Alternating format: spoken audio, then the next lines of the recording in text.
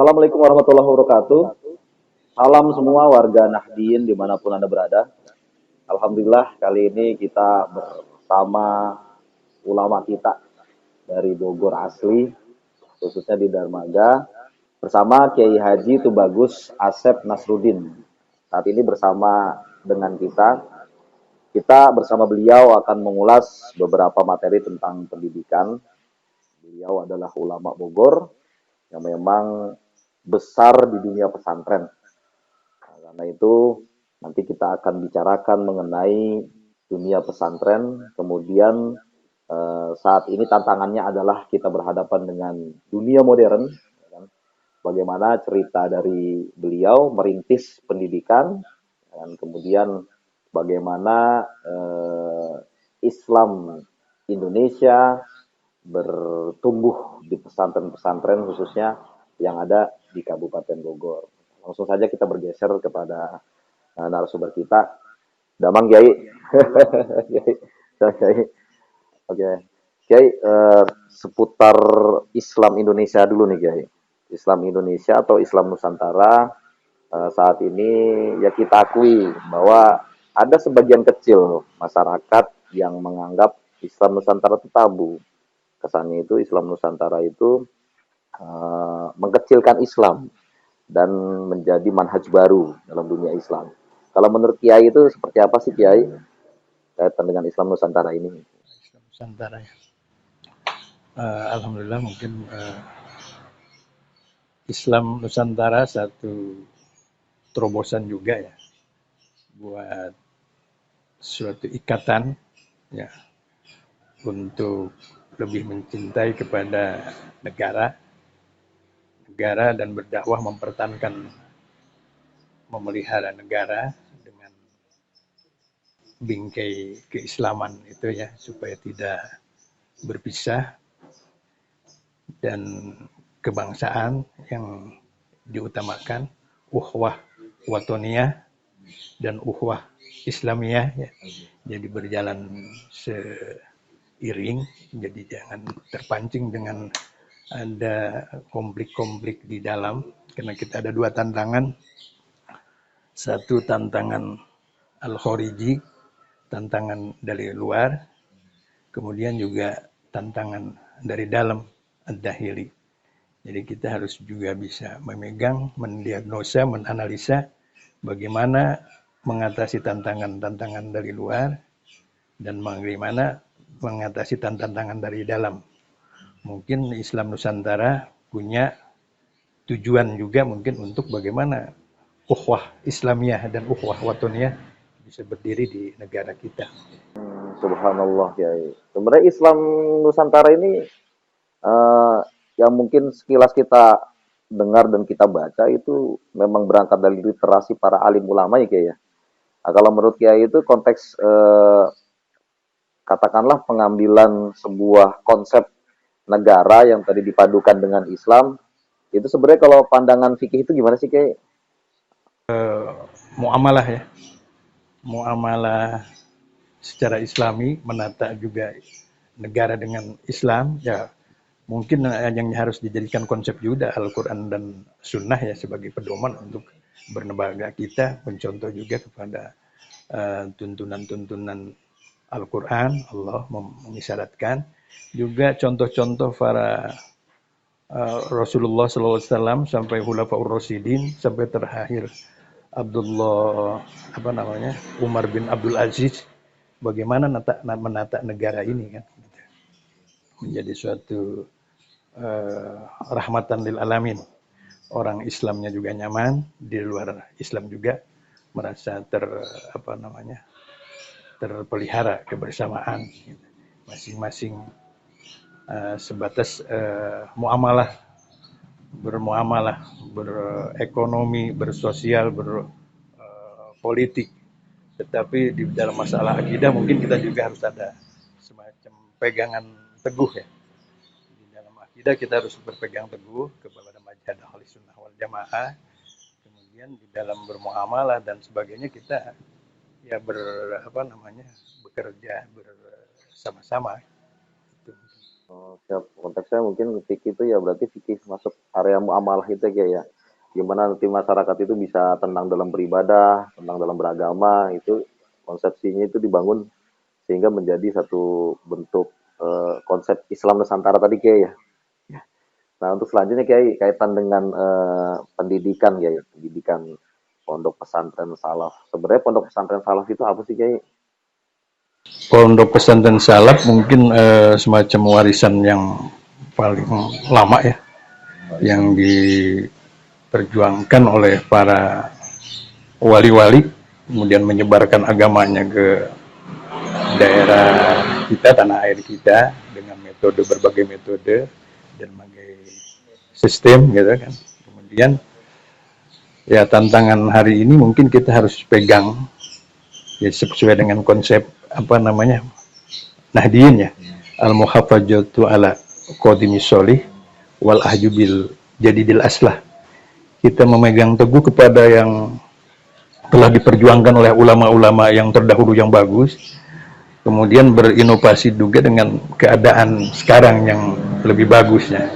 Iqra, dengan bahasa Al-Quran, Iqra, bacalah, bukan hanya baca secara lugawi, tetapi Iqra, lihat juga dengan perkembangan dunia ini, baik secara lokal, nasional, dan internasional, supaya santri-santri bukan hanya sekedar mengaji kitab saja, ada masanya mengaji jurumiyah, apa namanya, awamil nahu dan sebagainya, ada masanya. Kemudian ketika di masyarakat ngajinya adalah ngaji fi'liyah, bilhal.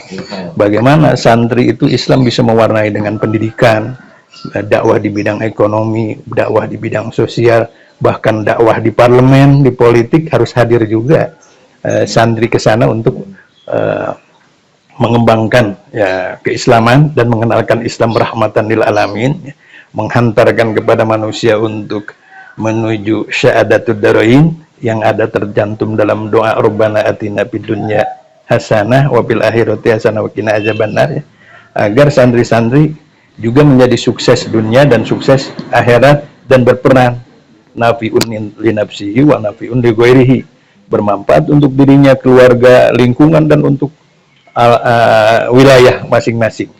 Bukan hanya satu fokus saja, mungkin nanti bisa dakwah di berbagai bidang sesuai dengan kelebihan-kelebihan masing-masing kan gitu. Jadi maka sangat bagus sekali sekarang memadukan antara konsep tadi yang terdahulu kita pegang teguh, kemudian kita menginovasi juga perkembangan-perkembangan baru, termasuk kebutuhan-kebutuhan manusia kan, di bidang food, makanan, bagaimana dakwah di bidang makanan ya, makanan yang halalan thayyiban, mengamalkan konsep Al-Quran, bernilai ibadah, bernilai syiar, dan mungkin ada keuntungan ya, ekonomi kejamaahan. Kemudian makanan, minuman, kemudian fashion, pakaian ya. Umat Islam mungkin peci, berapa juta umat Islam memakai sarung, memakai peci. Ini adalah bagaimana dengan ekonomi kejamaahan menjadi produsen, menjadi pedagangnya, pembelinya, investornya dari muslim ke muslim, ada suatu kekuatan kan. Kemudian lagi termasuk properti, ya. Properti Islam santri harus hadir, harus ada apa namanya developer santri muslim, distrik mandikoh, distrik dakwah ya. Kita bisa memetakan Indonesia yang dipegang oleh Islam, mungkin nanti bisa ada distrik-distrik perumahan muslim ya, yang untuk bisa dakwah dan kemudahan bagi santri-santri ketika sudah lulus ingin berkeluarga belum punya rumah, mungkin hadir juga nanti finansial, dakwah di bidang ekonomi dengan Islamic mini bank atau segala bank syariah dan sebagainya. Nah itu mungkin peluang bagi kita ya, muamalah, peluang bagi kita finansial, makulat, kemudian tadi finansial, papan, bahkan transportasi transportasi, termasuk tadi travel, ya, termasuk rumah ternak. Islam sudah memberikan apa namanya ajaran yang begitu istimewa. Dengan satu syariat akikah saja, kalau kita kerjasama dengan yang bidan-bidan, posyandu di desa ini berapa orang yang hamil, kan ya kan? Kemudian tingkat kecamatan berapa? Nah, ketika lahir mereka kan anak laki-laki 2 ekor akikah, anak perempuan 1 ekor. Itu kalau kita bekerja sama dengan pemerintahan di bidang tadi, posyandu, kebidanan dan sebagainya, kita santri hadir sebagai menyebarkan syariah akikahnya, dan itu akan mengekonomi kejamaahan, kan? Kalau saja di Ciampea yang lahir 200 orang, ya sudah 200 ekor berarti kan. Nah, mungkin itu juga akan mengangkat masyarakat, perekonomi, berternak dan sebagainya bisa jalan. Belum lagi yang tahunannya kurban, maka kita Bina Umat juga sedang merintis mengelatih santri ada rumah ternak, ya, syiar ibadah kurban, yang mungkin kadang-kadang bab kurban tidak terlalu difokuskan, dimaterikan, tetapi padahal mungkin ya di akhirat sudah tentu itu kan pentingnya ibadah kurban, fadilah dan hikmahnya. Ya di dunia juga ternyata ada potensi pengembangan ekonomi kejamaahan, ya. Kalau tadi Bogor aja sapi sekian ekor, ya, berkurban, kemudian kita Islam mengambil sekian persen untuk sebagai peternak, pembeli dan penjualnya, mungkin ada suatu kekuatan juga untuk pesantren dan umat Islam. Maka kebetulan kita di Bina Umat ini, Pondok Pesantren Bina Umat ini hadir melayani masyarakat di 5 pilar: divisi pendidikan, divisi dakwah, divisi ekonomi dengan kejamaahan, berjamaah bukan hanya di sholat saja, kita perlu juga dikembangkan ke lebih luas lagi di dalam muamalah, di dalam berekonomi dan sebagainya, dari umat untuk umat, oleh umat. Kemudian di bidang sosial, kebetulan kita sedang merintis Baitul Mal menghimpun dana zakat, infak, sedekah, wakaf, hibah. Ini juga belum tergali secara optimal, ya. Padahal kalau kita optimal, kalau fitrah, zakat fitrah aja 3,5 liter penduduk desa di sini ada 7.000 jiwa kali sekian, kan. Itu baru kekuatan. Artinya tidak mungkin kalau dikelola, dihimpun, dikelola dengan baik, dengan sistem, dengan keilmuan, dengan sumber daya manusianya yang bagus, mungkin sesuatu kredit point untuk kemajuan kita, ya. Artinya mungkin tidak seperti sekarang nih, banyak musola yang tidak terbengkalai bangunannya, majlisnya, termasuk pondok kita juga, kan. Jadi karena tadi belum tergali semua, akhirnya banyak PR juga yang Islam rahmatan lil alamin. Kita hanya beberapa poin saja sudah mulai terasa, apalagi kalau keseluruhan Islam kita praktekkan, ya, di dalam muamalahnya tadi, kemudian di dalam muamalah perekonomian, ibadahnya apalagi untuk mendatangkan keberkahan, ya, untuk mengundang datangnya keberkahan.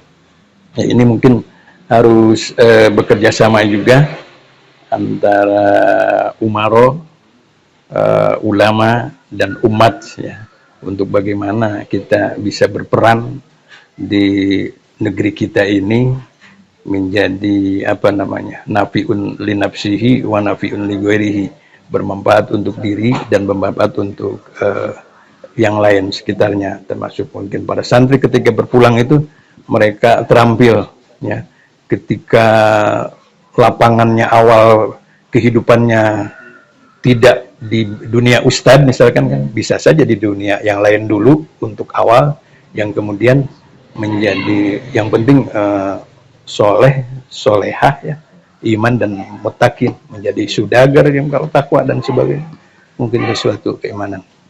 Itu mungkin Tapi ini kan tidak semudah membalikan telapak tangan.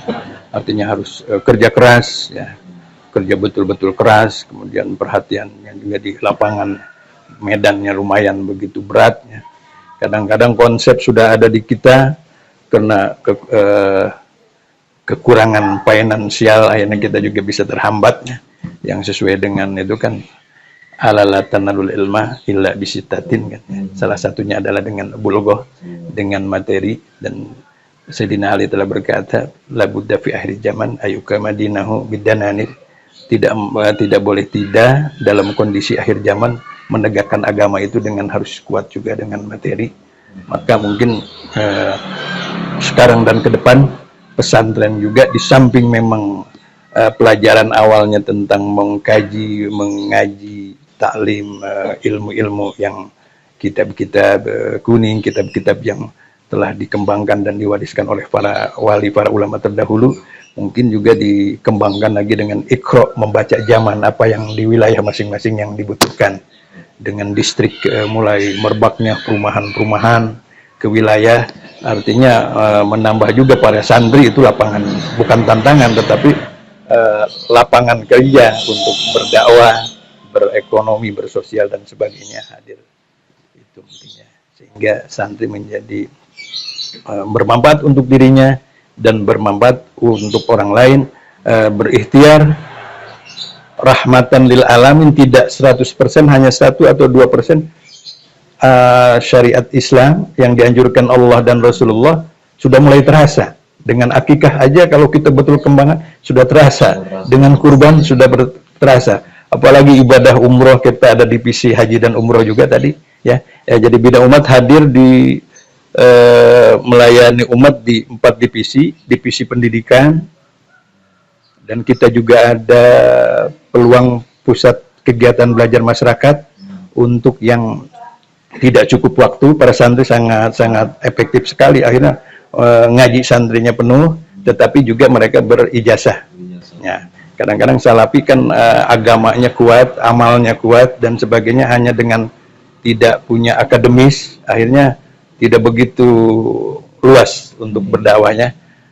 Kalau diibaratkan dia bawa motor, bawa kendaraan, paham, karena tidak punya SIM, tidak punya surat-surat, akhirnya kulibekan di kampung aja kan, nggak bisa masuk kota dan sebagainya gitu.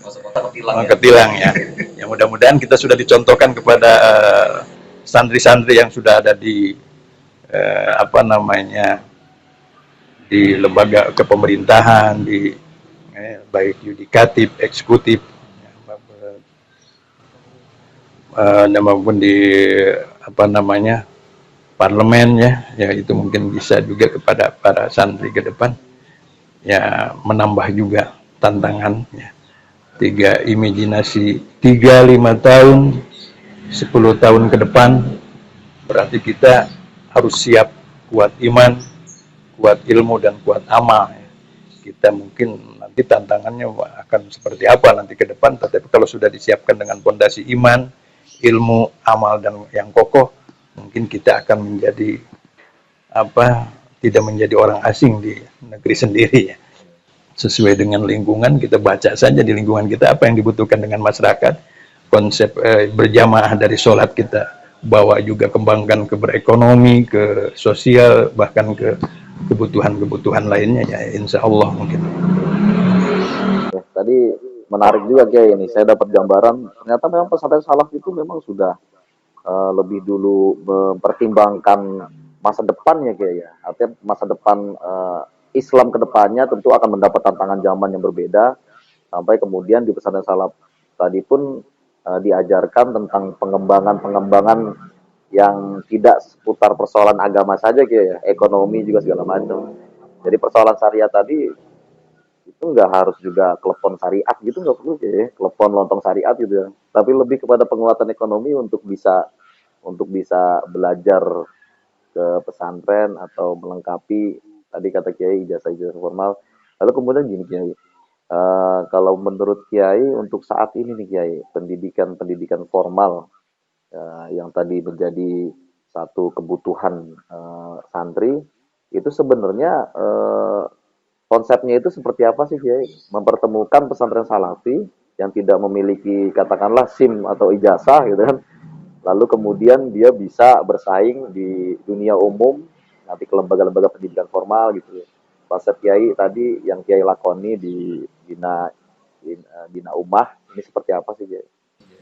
Ya, kalau di Bina Umat mungkin untuk tingkat SMP, SMA-nya yang belum formal ya, seperti SM ada, kita ngikutin ada buka PKBM, Pusat Kegiatan Belajar Masyarakat, dan sudah diakui ijazahnya paket B setara SMP, paket C setara SMA. Artinya si santri kalau belum mendapatkan ijazah tingkat SMP maka akan mendapatkan, SMA akan mendapatkan, yang kedepannya juga bisa kuliah, dan ada pembelajarannya juga dari kurikulum Kemendiknas ya. Jadi percampuran yang pokoknya adalah pesantren, kurikulum pesantren. Kemudian kita ada yang pesantren lain mungkin sudah ada yang formalnya, ada SMP, SMA, ada MTS, Alia, kemudian SMK-nya. Kalau kita masih paket B, paket C, tetapi untuk bekal ke depan dengan keilmuan salafi, kemudian dibantu dengan program dari pemerintah yang sudah bagus sekali membuka seluas-luasnya kepada warga negara yang belum merasakan atau belum mendapatkan layanan pendidikan. Alternatif adalah kesetaraan SMP SMA yang usianya tidak dibatasi. Maka ini sangat cocok sekali dengan pesantren. Waktunya juga tidak mesti rutin dari jam sekian sampai sekian. Akhirnya tidak terlalu mengganggu kepada kegiatan-kegiatan yang rutin yang diadakan di pesantren. Jadi ya kita sudah mencoba beberapa alumni, ya alhamdulillah sudah bisa sampai kuliah, bahkan sampai sarjana, bahkan dulunya dia murid sekarang sudah menjadi guru. Jadi 3 tahun, 4 tahun, 6 tahun dia murid, ke-7 tahunnya sudah menjadi guru. Bahkan tahun masih ini pun kita sudah, mereka karena di sini ada lembaga pendidikan dari usia dini, PAUD, RA ya, TK, SDIT. Nah mereka nyantren sambil kita juga mulai baru kelas paket B setingkat kelas 3 SMP, 1, 2, 3 SMA sudah mereka diterjunkan mengasisten guru-guru yang ada, dan ini pengaruhnya sangat positif sekali karena mereka langsung terjun di masyarakat, terjun di dunia pendidikan, bagaimana kemudian menghadapi kasus-kasus yang dihadapi tentang pembelajaran anak-anak dan sebagainya. Jadi masih ada peluang untuk menanyakan baik di sekolah maupun ada pelatihan-pelatihannya. Nah ya, lulusan tingkat SMP, SMA di sini alhamdulillah sudah piawai untuk mengolah dan pendidikan anak-anak. Dan ini pun dunia pendidikan anak-anak mungkin kita belum ada fokus ya, ada fokus. Karena mengingat keterbatasan pendidikan kan kewajiban kedua orang tua, ibu dan bapak, melihat keterbatasan kesibukan kedua orang tua, kemudian mungkin ada yang memang tidak mampu, maka santri nanti hadir ya, menggantikan tugas tarbiyatul ula ya, pendidikan anak, mempraktekkan tentang baca tulis Al-Quran, tentang fikih dasar, ketuhanan, tauhid dasar. Mungkin beda dunia dewasa dengan anak-anak, tapi sangat mendasar. Kayak dinyanyikan kalau anak-anaknya, Tuhan saya Allah, Allah Tuhan saya, kalau bukan Allah bukan Tuhan saya. Itu dari awal, dari usia 4, 5 sampai 6 sudah punya fondasi. Kemudian ketika melanjutkan kan ada Tijan, ada Sanusi, ada kitab-kitab tauhid dan lain, dia akan nyambung. Dia dengan nyanyian itu sudah mendasar, Tuhan saya Allah, kalau bukan Allah bukan Tuhan saya. Mendasar, dia fondasi. Nah ini berarti tantangan bagi santri, medan dakwah dari hadona, dari tingkat-tingkat usia dini, pegangan. Karena keterbatasan tadi, aturan tanggung jawab orang tua tidak dengan keterbatasan waktu atau pendidikan, maka santri harus tampil. Ya. Maka kita ada apa namanya program unggulannya, pendidikan keguruan tingkat TK, SD, PAUD, kemudian diniyah, TPQ ya, untuk menjalankan ya semacam laboratorium praktek keguruan ketika mereka di masyarakat. Insya Allah ya, ketika hanya batas lulus saja di pesantren, karena sudah dibiasakan 3 sampai 6 tahun mereka di dunia belajar mengajar, baik awalnya dari asisten, kemudian nanti menjadi guru guru kelas dan sebagainya. Ketika pulang mungkin itu sebagai dakwah awal ya. Jadi tidak usah dulu membangun pesantren atau apa, ada musola atau majlis, anak-anaknya belum terawat, belum terdidik, itu kan medan kita dakwah. Jadi keguruan ini juga dibina umat termasuk fokus ya. Fokus program unggulan ada pendidikan keguruan untuk mereka nanti berperan.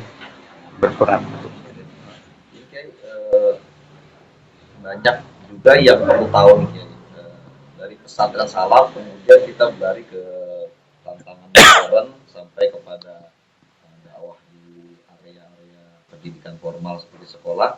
Sebenarnya yang dipelajari di pesantren salaf itu Kiai, sampai pada akhirnya tadi kata Kiai itu bahwa memang santri salafiyah siap untuk menerima tantangan-tantangan modern ya, kan, diantaranya untuk formal pun bisa. Itu apa aja sih Kiai? Kalau tadi kan baru kasih gambaran tentang tauhid, sampai balonku bundar itu disebut jadi Allah saya hanya Allah. Kalau selain itu apa sih Kiai?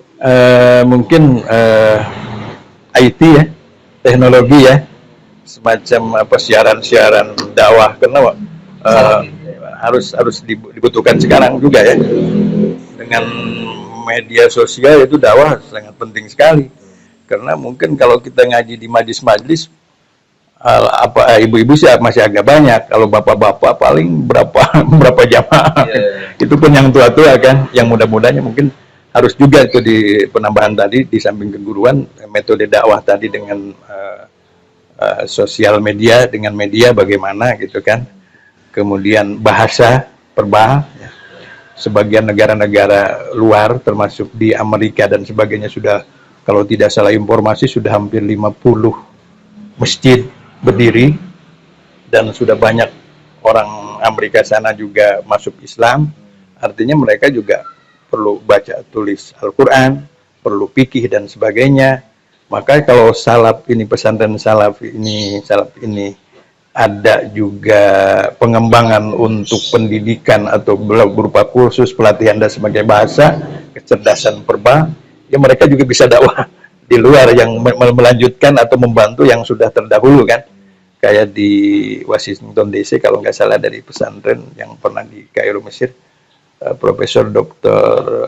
Joban, mereka sudah dakwah di sana dengan begitu bagus sekali kan, di negara yang minoritas muslim bisa berdakwahkan. Artinya kan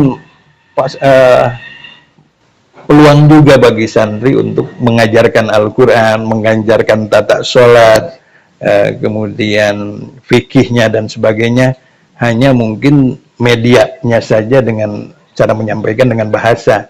Nah berarti harus ada satu juga tuh tentang lajnah lughah, lembaga untuk baik berupa kursus atau apa, pelatihan dan sebagainya, sehingga para santri juga punya perbekalan di samping tadi dasar ilmu agama dengan bahasa. Medannya akan kemana saja ya, bahasa Jepang misalkan, dakwah di Jepang, atau yang sekarang sudah mulai negara-negara luar kan, bahkan dengan food tadi, dengan masakan ya, mereka ketika wisata ke Eropa atau ke Cina mencari juga restoran yang halal. Berarti kita kan bisa ahli masak ya, dengan bahasa tadi, dakwahnya jadi berlipat ya, mempraktekkan tentang makanan yang halal kan, juga ada keuntungan yang syiar Islam ya, Islam hadir gitu kan. Insya Allah masakan kita tidak jauh kan, begitu baik oleh lidah kita maupun dengan lidah luar juga dapat diterima gitu masakan kita. Jadi banyak masih yang belum tergali dari keislaman ini.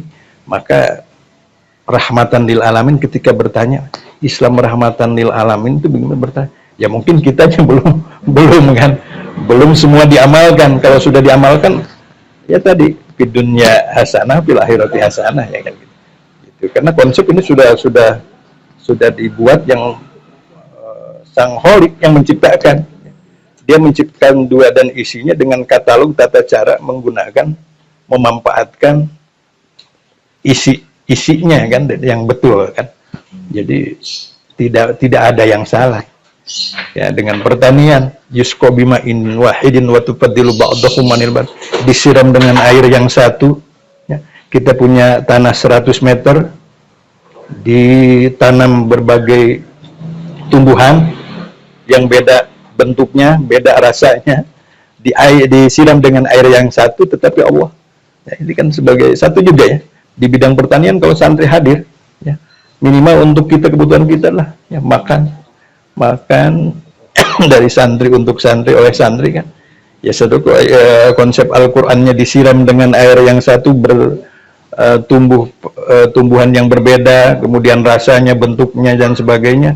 Ya IPB kan gitu. Itu kan dari ayat Al-Qur'an, dari konsepnya. Ya kita santri jadi ayat kauniyah, ayat kauliyah ya.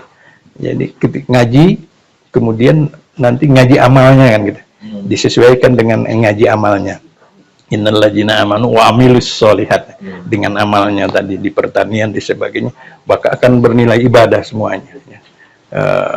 Aktivitas kehidupan sehari-hari memenuhi kebutuhan kita, keluarga dan masyarakat, lagi dengan husnul niyah, dengan tadi berdasarkan konsep Al-Quran dan Sunnah, maka bernilai ibadah, menjadi keberkahan, mengundangnya datang keberkahan kan. Ya, dengan tadi kalau dikelola betul, jiswah, zakat, infak, sedekah, wakaf, hibah dikelola, dihimpun dan dikelola dengan betul-betul, maka akan menjadi sesuatu kekuatan. Ya, kekuatan, kita nggak usah ngoprek membangun masjid kaleng di jalan dan sebagainya. Apalagi kita ke santri juga, tambahan juga ada konsultan menghitung zakat ketika agnia orang-orang muslim yang tidak cukup waktu dan tidak cukup pengetahuan tentang bagaimana cara menghitung zakat, santri hadir menjadi akuntan konsultan wakaf dengan penampilan yang bagus dan sebagainya. Mungkin itu akan masuk juga nanti kepada pesantren. Ya mungkin cerah masa depan pesantren, masa depan santri ke depan cerah. Asal kita bisa membaca situasi ya. Ya, kalau di usia kita kan sudah seperti ini nih, 50, kepala 50 sudah beginilah. Tapi yang kepala 1, 2 dan 3 cerah ke depan. Tadi dengan sebagai jasa konsultan accounting zakat, kita menawarkan kepada agnia-agnia atau pengusaha atau karyawan atau apa, dengan keramahan kita, excellent service, ahsanu amala, pelayanan yang bagus, mereka tertolong menghitungnya, tertolong dunianya, tertolong di akhiratnya. Dengan dunia dia akan disalurkan zakatnya, akan menjadi sesuatu pahala, keselamatan di akhirat, keberkahannya juga akan timbul, kekuatan bagi umat Islam. Mungkin nanti itu akan masuk juga zakat sebagiannya kepada pondok pesantren kan. Jadi kita juga mendidik ke anak-anak santri yatim, kamu ditanggung di sini 5 maksimal 6 tahun, kamu tangan di bawah, yadus sufla. Tapi setelah 6 tahun ke sana kamu harus berikhtiar. Ya, harus punya cita-cita, saya ingin menjadi pemberi. Saya ingin menjadi tangan di atas. Yadul ulya kan. Untuk menjadi khairun nas, ya. Untuk menjadi orang terbaik. Akhirnya Rasul sudah memotivasi yadul ulya. Berarti kan lebih mulia, berarti motivasi bagaimana kita bisa suatu kenikmatan kalau kita hidup sudah pernah mengeluarkan zakat mal, kan gitu. Zakat tizaro, dalam kehidupan kita sudah merasa mengeluarkan sebagai pemberi zakat. Berarti kan kita sudah secara sosial ada di atas kan gitu. Nah, jadi kamu santri hanya 6 tahun maksimal di sini menjadi tangan di bawah para yatim, para duafa, para prestasi ya yang ada beasiswanya. Tetapi setelah 6 tahun ke sana kamu harus menjadi yadul ulya, tangan di atas, apapun. Kamu sudah dipraktekkan untuk pesantren yang sana, sudah listriknya sudah ada yang santri yang nanggung, yang sudah lulus, kemudian dia bisa bekerja untuk kebutuhan diri. Terus adik-adik yatim tolong perhatikan ketika dapat rezeki, di samping untuk dia ada keluarga, kemudian adik-adik saudara-saudara yatim yang lainnya tolong dibantu.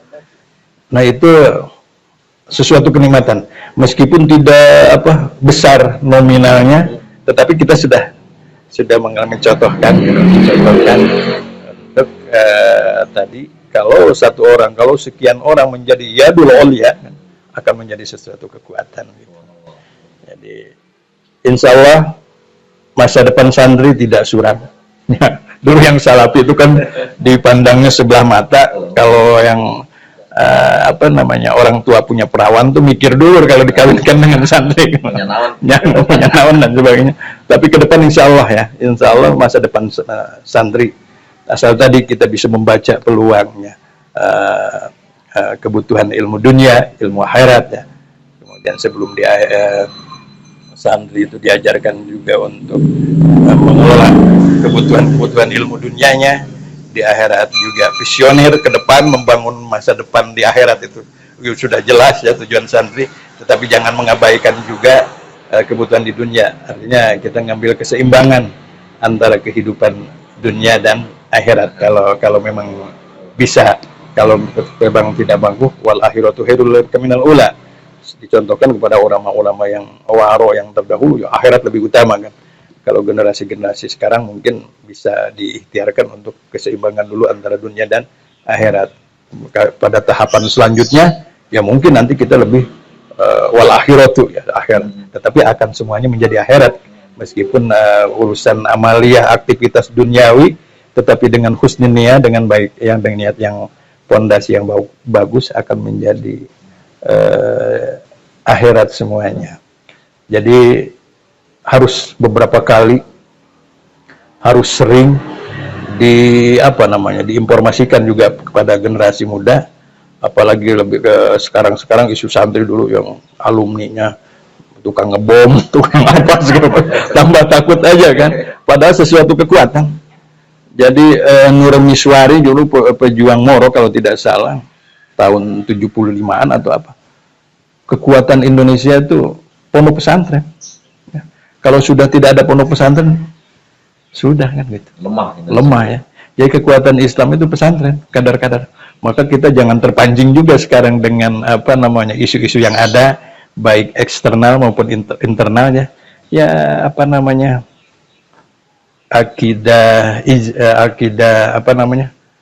akidah ijmaliyah, Tuhannya sama, agamanya sama, Islam, kemudian kitabnya sama, Al-Quran, kemudian kiblatnya sama, wabil mu'minina ikhwana. Itu ya, kecuali beda Quran, beda kitabnya, beda Tuhannya, beda malaikatnya. Baru mungkin kalau itu yang sama, sekedar ada ikhtilaf perbedaan di dalam praktek syariat fikih selama bersandarkan dengan madhab yang ada yang diakui, ya tidak jadi masalah. Jadi para santri mungkin melihat juga ya keukhwahan tadi, watoniyahnya, ukhuwah islamiyahnya, menjadikan juga tadi untuk mencari titik persamaan juga tasamuh, toleran dalam berbagai perbedaan. Jadi sekali lagi dikuatkan lagi kepada para santri ini, para yang muda-muda harus mensiarkan masa depan santri, insya Allah gitu, ke depan masa depan santri. Karena nanti lihat juga di lapangan, di wilayah kita itu, di desa, apa yang problemnya, ada kekuatannya apa. Sementara mungkin yang sudah ada di kekuasaan ada mal, ada dana-dana dan sebagainya, bisa juga nanti disinergikan akhirnya menjadi kekuatan. Pesantren hadir, ya minimal radius sekian kilo akan tersinari kemaslahatan, kemanfaatannya dengan hadirnya pesantren. Kampung-kampung ketika ada pesantren, maka ya karena ada gerakan takwa itu kan, gerakan takwa untuk mengundang datangnya keberkahan kan gitu. Datangnya keberkahan. Itu saja mungkin ya. Saya tadi menarik tuh kayak memang image ya sampai saat ini masih ada yang berpikir kayak kalau punya mantu santri itu, waduh alamat masa depan suram. Santri modalnya apa gitu kan, belajarnya cuma nyeret-nyeret kitab nggak jelas gitu. Ada juga pendapat seperti itu Kiai. Karena memang ada yang punya pendapat tuh Quran hadis itu cukup. Akhirnya mirip pesantren tuh yang belajar Quran dan hadis terus ilmu-ilmu umum lah gitu Kiai.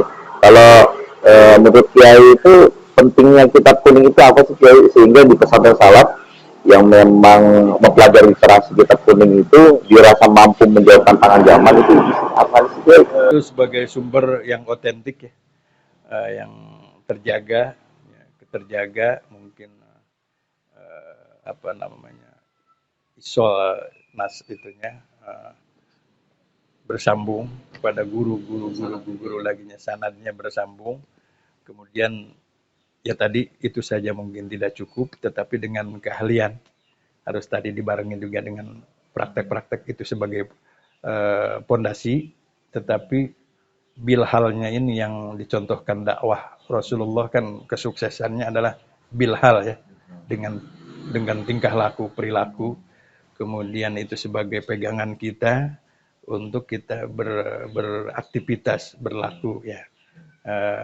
Kitab-kitab salaf sebagai pegangan yang sangat otentik, tetapi dibarengi juga dengan action bilhalnya ini kan tadi kita kembangkan lagi, kemudian fikih-fikih yang kekinian seperti apa kan, kemudian tadi eh, bagaimana juga kita menjadi fa'il, menjadi pelaku untuk mengatur keuangan, mau tidak mau memang lembaga keuangan sesuatu eh, kebutuhan juga, kebutuhan pokok yang diatur secara islami ya, baik dari penghimpunan zakat infak sodakoh baitul malnya ya, kemudian baik dari finansial yang akad-akad yang tadinya ribawi diarahkan kepada yang syar'i lah, menurut ijtihad yang masing-masing, untuk nawaitunya adalah menghilangkan riba kan, mungkin bernilai ibadah. Adapun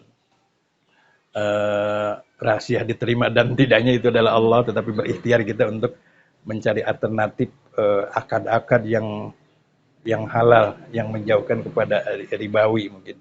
Itu satu lagi, jadi fikih kemudian prakteknya. Ya, kita bisa lapi kemudian prakteknya mungkin ini ada sedikit yang harus kita kejar di prakteknya bagi pesantren-pesantren. Mereka di luar kepala bab-bab segala muamalah dan sebagainya, kemudian di muamalah al-uqud, akad-akad yang masih berjalan kan, akad-akad yang tidak syar'i ya. Baik kita cara pengambilan kendaraan, mobil dan sebagainya kita juga masih terlibat lah. Banyak uang bank-bank keliling ke wilayah dan sebagainya, mau tidak mau kebutuhan ekonomi masyarakat, tetapi kita belum bisa, sudah bisa itu riba, kemudian belum bisa menggantikan alternatif yang halal kan. Berarti satu lagi wilayah ya untuk menghadirkan tadi finansial, bank-bank Islami, mini bank yang Islami atau apa, untuk menghadirkan akad-akad yang tidak ribawi. Siap Kiai, tadi ada beberapa gambaran dari Kiai mengenai kesiapan pesantren salaf untuk tantangan dunia modern, kemudian juga sedikit disinggung terkait dengan kebutuhan peranan umaro, sekaligus juga peranan umat untuk mempersiapkan generasi-generasi yang ada di pesantren salaf itu siap nantinya untuk menjawab kebutuhan zaman, memperkuat NKRI, seperti Kiai. Nah, ada sedikit mungkin pesan Kiai untuk pemerintah ini harusnya seperti apa Kiai? Dan ya katakanlah sebagian kekuatan ada di para ormas NU Muhammadiyah dan segala macam, mungkin ada sedikit masukan dari Kiai, harusnya para ormas itu seperti apa, kemudian pemerintah itu harusnya seperti apa untuk menunjang keberhasilan syariat Islam semakin kuat di Indonesia melalui pesantren salaf ini. Melihat kebutuhan ya, hampir sebagian besar mungkin para kiai-kiai di wilayah daerah di kampung-kampung. Mereka kadang-kadang konsep sudah ada gitu kan, sudah ada, cuma tadi keterbatasan mungkin materi dan sebagainya. Ya, marilah kita sinergikan, gitu, sinergikan yang diberikan amanah di kekuasaan, yang megang jabatan, yang memang porsinya harus disalurkan kepada keumatan, apalagi pendidikan terutama. Pendidikan mungkin menjadi investasi, ya, investasi negeri ini adalah pendidikan, terutama agama kan, dipondasi dengan agama, harus ada perhatian.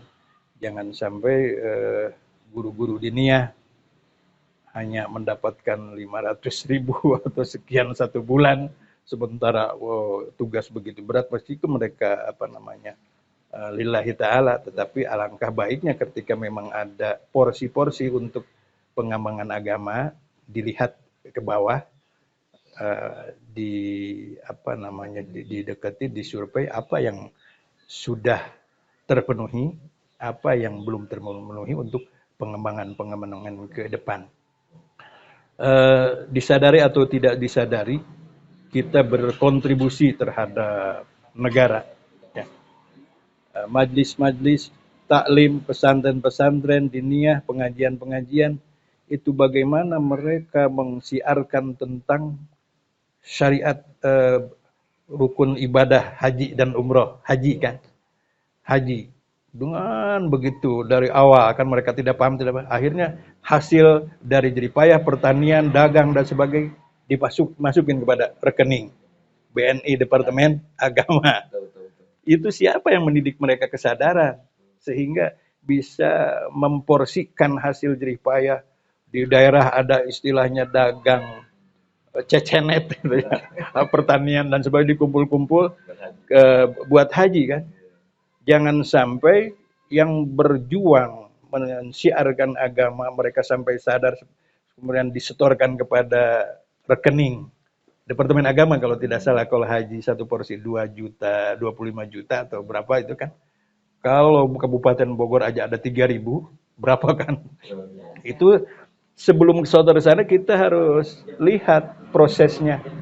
Itu dibentuk dari pengajian-pengajian yang kadang-kadang listriknya juga sendiri, apanya juga sendiri. Sadar, itu baru dari haji kan, dari haji, belum dari lain-lainnya. Islam kontribusi 25 juta kali penduduk yang ada, kalau Bogor aja sampai 3.500 per tahun, kali sekarang 17 tahun, kalau tidak salah daftar tunggu haji kan.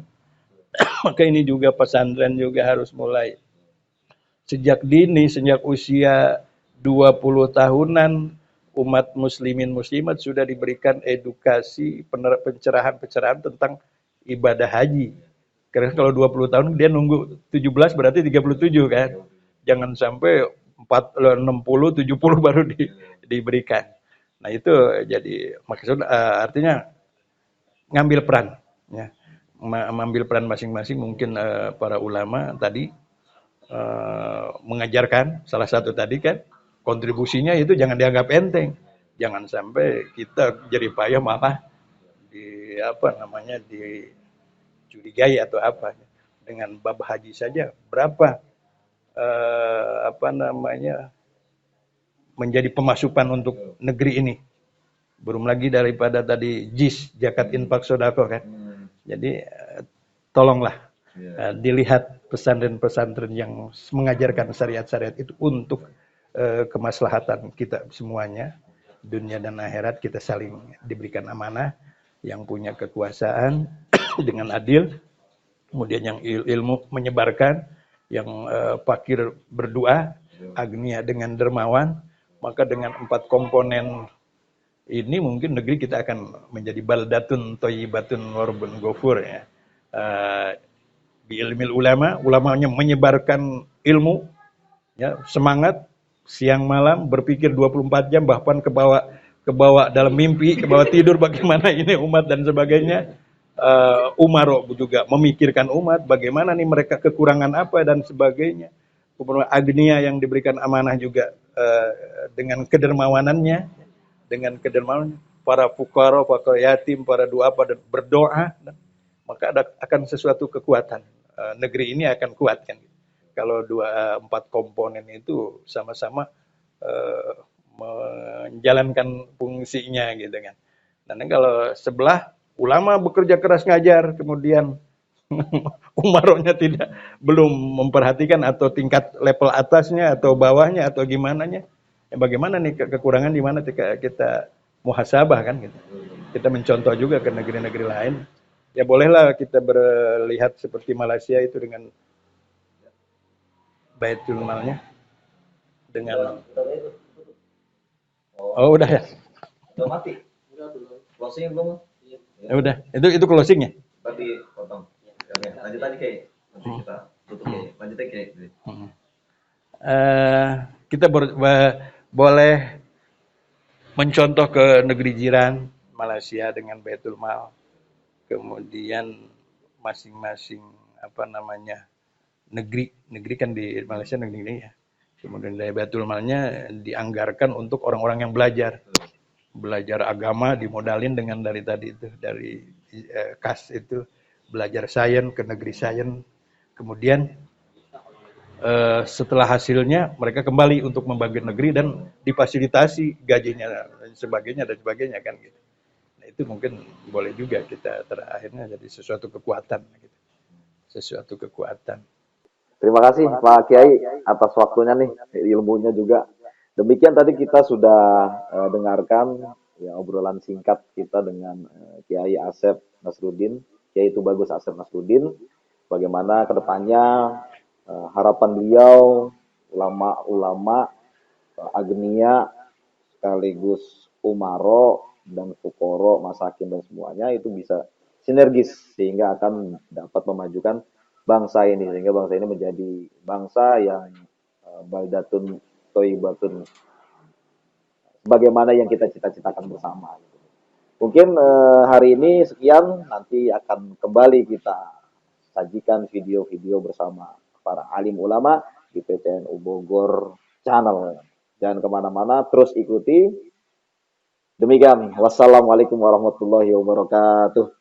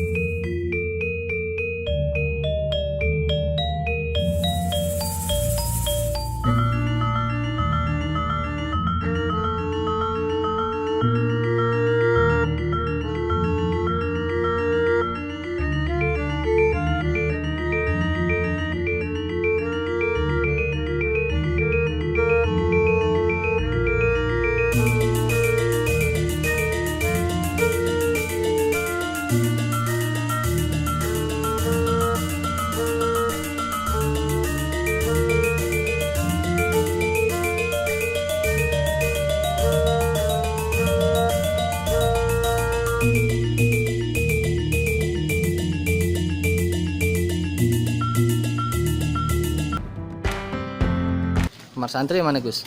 Kamar santri di sana dapur sih, ada kamar santri juga di sini. Oh situ dapur.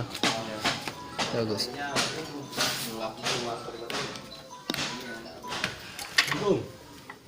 Bisa. Ini kobong nih. Ini aja nih kalau nggak ngaji petang baju kan. Kobong satu. Kobong satu nih ya. Iya. Ada lagi.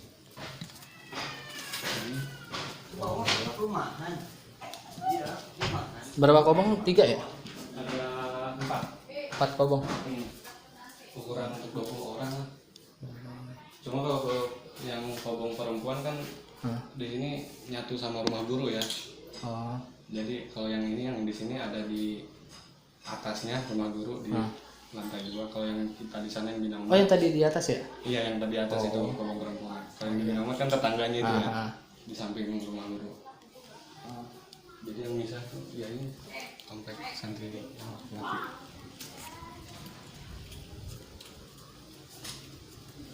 Masih berantakan.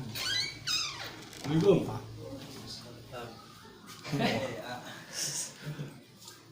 Ini kabel apa? Ini kobong alfabetnya ini. Roisnya di sini. Bisa. Wah. Iya ya, enggak. Kobong Rois. Pintunya juga beda. Oh iya benar benar. Pengurus. Ya, ngurus santri, ngurus acara segala macam. Ini yang terakhir. Ya berantakan lah.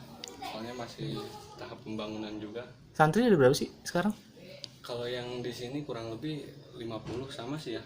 Kalau yang di sana datanya karena saya yang megang ada 37 37 ya. yang beda umat itu santri perempuan sama laki-laki. Kalau yang di sini 50 Ya. kurang lebih. Berarti di sini full salaf ya? Salaf di sini. Salaf ya. Memang fokus di kajian-kajian kitab kuning gitu dari tahun 37 tuh. Ya ini aja karena kita sanadnya memang dipegang gitu. Metode pengajaran memang diwarisin, jadi seputar itu aja. Kalau yang ini yang ngajar mama aja apa gimana? Mama aja. Mama aja. Iya. Oh, langsung Makanya mama ya. kan kalau malam itu mama ngaji sama masyarakat ya. Ah. Jadi malam itu nggak ada ngaji kitab, kita muhadoroh, rotiban, manakiban, terus yasinan segala macam gitu. Dari santri-santri aja. Soalnya mama harus ke masyarakat. Masyarakat, mengaji ya. Ayo Gus, kita tur ke ini Gus, apa? Makam Gus. Makam.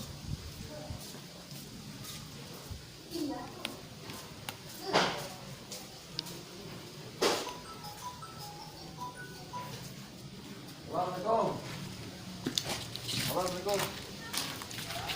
Sinyalnya apa? Ini makam pendiri sama Yang ini Mama Samsudin. Mama Samsudin. Sebelah sana istrinya, Abu kita sebutnya. Nah, Terus yang ini generasi kedua Kiai Haji Tubagus Adang Ma'ruf. oh, Imam Penerus Adang dari ya? Mama Samsudin ya. Kan dari tahun 37 sampai 79 Mama Samsudin. Dari tahun 75-an gitu 76 sudah mulai membantu Mama yang Mama generasi Adang. kedua sampai tahun 2009. 2009. Nah, untuk yang sekarang dari mulai sekitar tahun 2005-an lah, 2009-an mungkin sama yang ini Mama Aceh generasi ketiganya. Masih adik dari Mama Tubagus Adang, putra dari Mama Samsudin juga.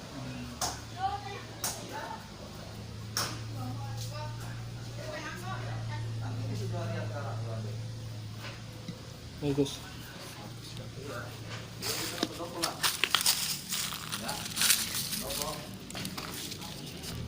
Depan nih.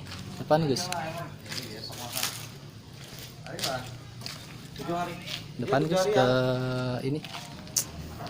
Yang asrama putri ya. Ini masjid nih. Ini masjid dari awal udah masjid ya? Iya. Jadi pusat kegiatan santri ngaji segala macam di masjid. Jadi kan ada sebenarnya kan kategori masjid juga macam-macam ya. Sampai dalam. Ada masjid buat apa? Yang transit gitu ya. Untuk ya, perjalanan pariwisata segala macam. Ada masjid memang milik masyarakat. Nah ini masjid yang dikelola sama pesantren. Oh, saat. Pusat kegiatan santri juga di sini, pengajian segala macam. Ini rumah Mama Aceh. Ya rumah Mama. Mama Aceh. Nah, sandang putihnya ada di lantai 2-nya. Oh itu. Ya ini. Oh, anak kirain yang itu. Yang depan itu. Bukan. Yang ada pelang Samsudin ya. Bukan ya? Itu kantor. Oh, kantor. Ya. Ini rumah almarhum Mama Tubagus Adang. Ya Mama Adang ya. Kalau ini kantor. Ini kantor. Ya. Untuk sekarang akan buat pengajian Ilmiah Takmiliyah. Apa?